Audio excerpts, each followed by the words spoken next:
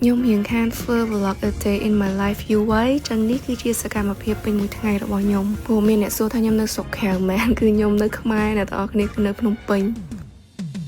ឥឡូវនេះគឺថាខ្ញុំងើបពេលព្រឹករាល់ថ្ងៃម៉ោង6ម៉ោង7ព្រឹកគឺដឹងតែងើបហើយឥឡូវងើបមកគឺទម្លាប់ញ៉ាំទឹកមួយកែវជាមួយនឹងហាត់ប្រាណ30នាទីឥឡូវគឺខ្ញុំហាត់ប្រាណតែខ្លួនឯងនៅផ្ទះអ្នកទាំងអស់គ្នាគឺខ្ញុំមើលតាម YouTube បើអ្នកទាំងអស់គ្នាចង់បាន link ហ្នឹងចាំខ្ញុំ send ឲ្យជួយឲ្យយើងបែកញើសឲ្យស្រួលខ្លួនមែនតើបន្ទាប់ពីហាត់ប្រាណហើយគឺខ្ញុំអង្គុយឲ្យបែកញើសមួយសន្ទុះសិនហើយឥឡូវនេះគឺខ្ញុំមានទម្លាប់ថ្មីមួយទៀតគឺអង្គុយសមាធិខ្ញុំនិយាយមែនការសមាធិគឺជួយឲ្យចិត្តយើងស្ងប់បានច្រើនមែនតើបន្ទាប់មកទៀតគឺដល់ពេលដែលខ្ញុំងូតទឹកខ្ញុំជាមនុស្សស្រីដែលចូលចិត្តផ្កានិងក្លិនក្រអូបខ្លាំងអញ្ចឹងមិនថាទៀនក្រអូបឬរបស់របរដែលធ្វើឲ្យមានក្លិនក្រអូបគឺខ្ញុំប្រើទាំងអស់ហើយបើសិនជាអ្នកដែលគាត់តែងតែតាមដានវីដេអូខ្ញុំគឺគាត់ដឹងច្បាស់ហ្មងថាខ្ញុំគឺជា big fan របស់ Bath and Body Works ហើយថ្ងៃនេះគឺខ្ញុំប្រើប្រាស់ផលិតផល Bath and Body Works មួយ set ហ្មងហើយនេះគឺជាប្រភេទ scrub អំបិលអូយក្លិនក្រអូបញាក់ភ័យក្លិនមកក៏រ៉ូមែនទិកដែរនេះ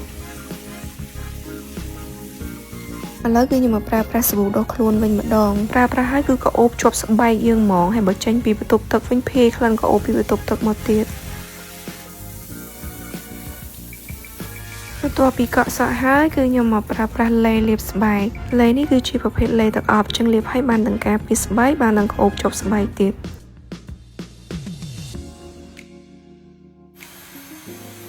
សូម្បីតែសាប៊ូលាងដៃក៏អត់ឡងដែរត្រូវតែក្អូបគ្រប់មុខរូតទឹកហើយគឺអត់ភ្លេចទេសូមឆ្លៀតមកធ្វើ skin care ពេលដែលយើងរៀនទម្លាប់ខ្លួនឯងអ្នកទាំងអស់គ្នាខ្លួនយើងគឺអូតូហ្មងដល់ម៉ោងគឺស្រោចផ្កាបោះផ្ទះជូតផ្ទះបានឃើញរុក្ខជាតិពណ៌បៃតងស្រស់ស្រស់ចេះទៀតគឺអារម្មណ៍ស្រស់ស្រាយហើយអាហារពេលព្រឹកខ្ញុំថ្ងៃនេះរៀងកំសត់តិចហើយគឺចេកអាំងបន្តមកទៀតគឺដល់ពេលដែលខ្ញុំត្រូវអានសៀវភៅជាមួយនឹងកត់ត្រាខ្ញុំកត់ត្រាអ្វីដែលខ្ញុំនឹងត្រូវធ្វើព្រោះការកត់ត្រាគឺសំខាន់ណាស់អ្នកទាំងអស់គ្នាជួយកំណត់គោលដៅហើយក៏ជួយកុំឲ្យខ្ញុំភ្លេចដែរ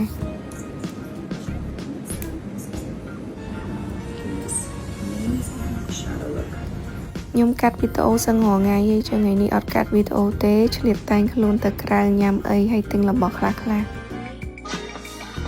ញុំឆ្ងល់តែមួយឲ្យតែខ្ញុំចេញក្រៅនឹងតែមេឃភ្លៀងហ្មងថ្ងៃនេះសូមឈីតទេមួយថ្ងៃគឺអត់តមទេញ៉ាំអាហារដែលខ្លួនឯងចង់ញ៉ាំម្ដង